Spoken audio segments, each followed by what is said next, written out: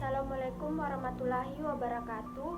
Perkenalkan, nama saya Ita Muharni dari kelas C2 Prodi Farmasi dengan nomor standbook F2019-01090, mahasiswi Universitas Mandala Waluya Kendari. Baiklah, di video kali ini saya akan menjelaskan mengenai hubungan struktur aktivitas antibiotika turunan penisilin dan turunan cefalosporin. Terlebih dahulu saya akan menjelaskan dulu apa itu antibiotika. Antibiotika berasal dari bahasa Yunani yang merupakan gabungan dari kata anti yaitu lawan dan bio yaitu hidup, yang artinya melawan sesuatu yang hidup.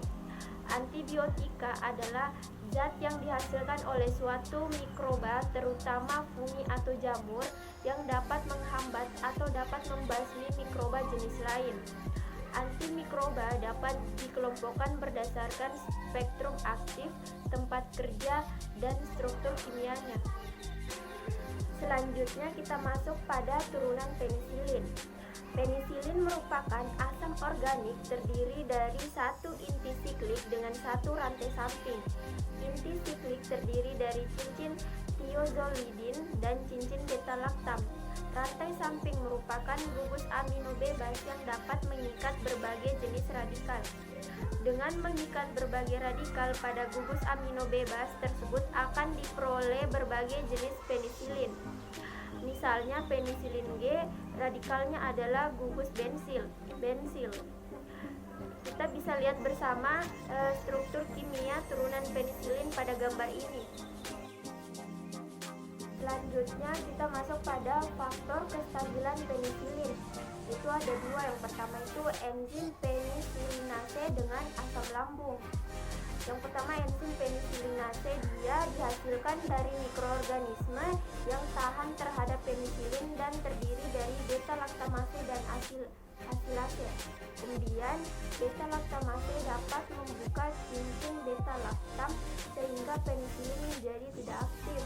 Lalu asilase atau amidase dapat merusak gugus asil membentuk 6-APA yang aktivitas antibakterinya rendah. Kemudian yang kedua asam lambung, dia dapat menghidrolisis rantai samping amida dan membuka cincin beta-laktam sehingga penisilin menjadi tidak aktif. Selanjutnya masuk pada mekanisme kerja penisilin. Yang pertama itu dinding sel kuman terdiri atas suatu jaringan peptidogligan, yaitu polimer dari senyawa amino dan gula yang saling terikat satu dengan yang lainnya, dan dengan demikian memberikan kekuatan mekanis pada dinding. Kemudian penisilin bekerja dengan menghalangi sintesa lengkap dari polimer ini yang spesifik bagi kuman yang disebut murein. Bila sel tumbuhan dan plasmanya bertambah atau menyerap air dengan jalan osmosis, maka dinding sel yang tak sempurna itu akan pecah dan bakteri musnah. Dinding sel manusia dan hewan tidak terdiri dari murein, maka antibiotika ini tidak toksik untuk manusia. Kemudian struktur beta-laktam penisilin menghambat sintesa dinding sel bakteri dengan menghambat enzim bakteri yang diperlukan untuk pemecahan sel dan sintesa seluler. Bakteri akan mati akibat lisis sel. Penisilin dapat bersifat bakteriostatik maupun bakterisidal tergantung dari obat dan dosisnya. Kemudian masuk pada efek samping dari penisilin.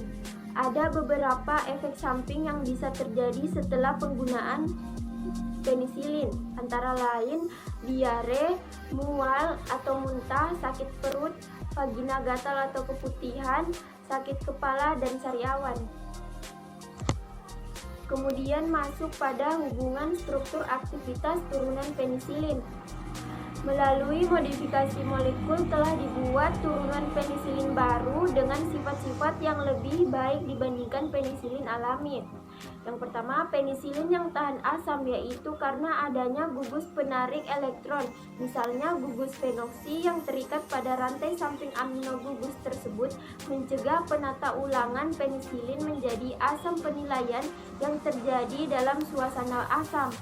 Yang kedua, penisilin yang tahan terhadap beta-laktamase, yaitu karena adanya gugus bulky pada rantai samping amino, misalnya cincin aromatik yang dapat pada kedudukan orto mengandung gugus halogen atau metoksi.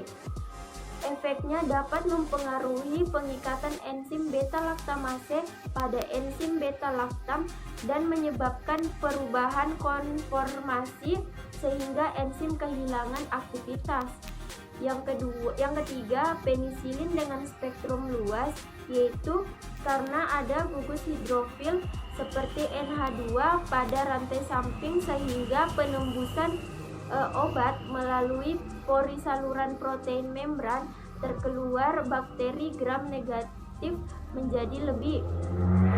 Selanjutnya, penisilin yang aktif terhadap bakteri gram negatif dan Pseudomonas aeruginosa disebabkan pada gugus asidik pada rantai seperti COOH, SO3H, dan NHCO.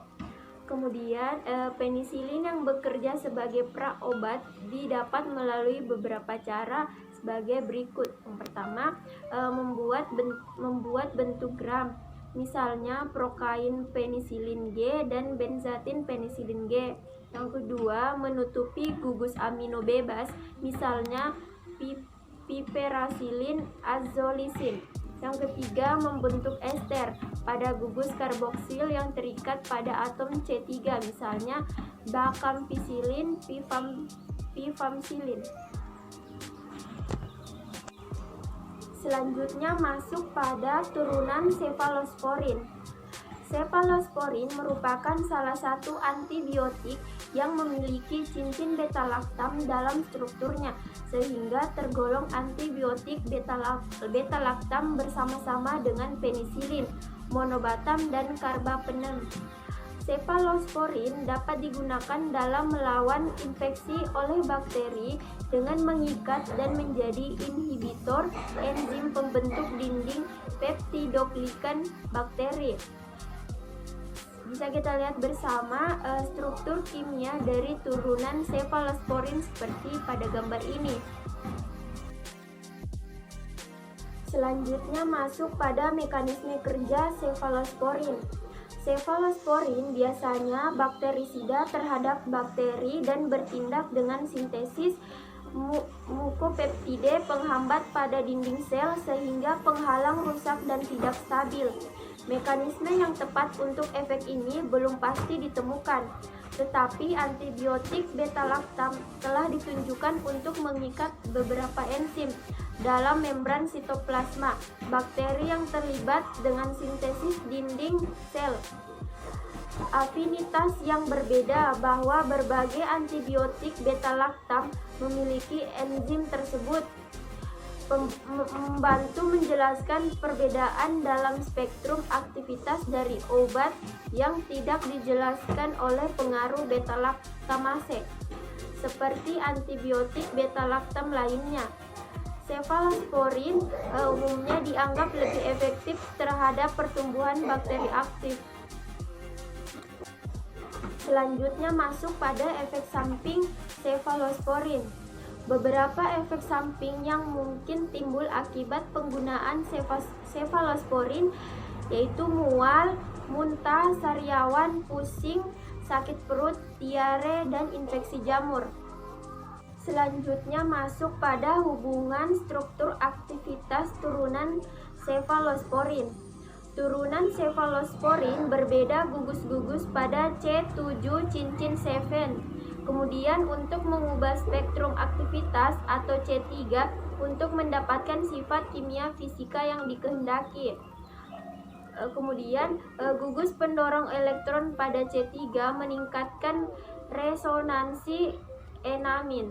Kemudian untuk reaktivitas cincin betel akan terhadap sisi aktif pada substrat D-alanil-D-alanin. Dalam biosintesis peptidogligan meningkat, kemudian aktivitas bakteri juga meningkat. Selanjutnya, substansi gugur metoksi pada posisi C7 seperti pada cefamisin meningkatkan ketahanan senyawa terhadap beta-laktamase. Baiklah, itulah yang dapat saya sampaikan mengenai hubungan struktur aktivitas antibiotik turunan penisilin dan cefalosporin. Lebih dan kurangnya mohon dimaafkan. Wassalamualaikum warahmatullahi wabarakatuh.